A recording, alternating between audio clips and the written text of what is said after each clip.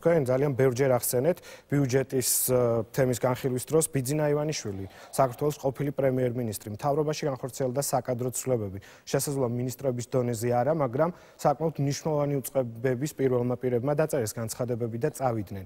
ორ ხელისუფლიანობა შეიძლება ამას დავარქვათ, ორი გუნდი ებრძვის ერთმანეთს დღეს რეალურად მთავრობაში. იმიტომ რომ თქვენი ოპონენტები ამბობენ, რომ ეს შესაძლოა სჭირდებოდეს ნაციონალურ მოძრაობას, რომ თითქოს მთავრობაში არის დაპირისპირება. ძალიან ამ საკითხს ჩვენ მე ამ საკითხზე დიდხანს ვერ ვისაუბრებ.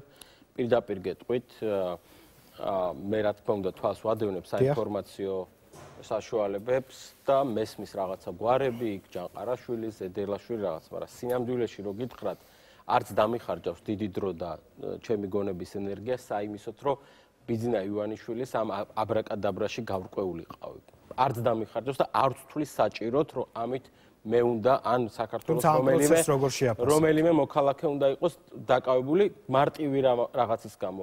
მაშინ, როდესაც ქვეყანას მართავს ოლიგარქი, ვინ, სად, როგორ იქნება პრემიერი, ღარიბაშვილი იქნება იქ თუ ჯანყარაშვილი იქნება რაღაცა თანამდებობაზე, არსებითი მნიშვნელობა არ აქვს. მართვა რაში გამოიხატება კონკრეტულად, როდესაც მართვა გამოიხატება იმაში, რომ საკადრო ცვლილებებში ის წვეთს როგორც კადრების საკითხს, ის წვეთს ქვეყნის საგარეო პოლიტიკას, მან გამოგვიცხადა, რომ უნდა ჩვენი საგარეო პოლიტიკა უნდა იყოს სომხეთის მსგავსი და გააჩინა ბევრი კითხვა იმასთან დაკავშირებით, ჩვენ საერთოდ ევროპისკენ უნდა ვიაროთ თუ არა, თუ რუსეთის ევრაზიულ კავშირში უნდა შევიდეთ, ის წვეთს ქვეყნის საშინაო პოლიტიკას და ასე შემდეგ. შესაბამისად და ჩვენ ვხედავთ, რომ არსებითი ცვლილება იგივე ბიუჯეტთან მიმართებაში, რაც იყო მისი პრემიერობის დროს, იგივე გრძელდება დღესაც. ამიტომ არსებითი ცვლილება არ არის, ეს კაცი მართავს და პირიქით მე მინდა გითხრათ, რომ ამ მთავრობას რაც ცხადად ეტყობა, ეს არის არაკომპეტენტურობა, არაკოორდინირებულობა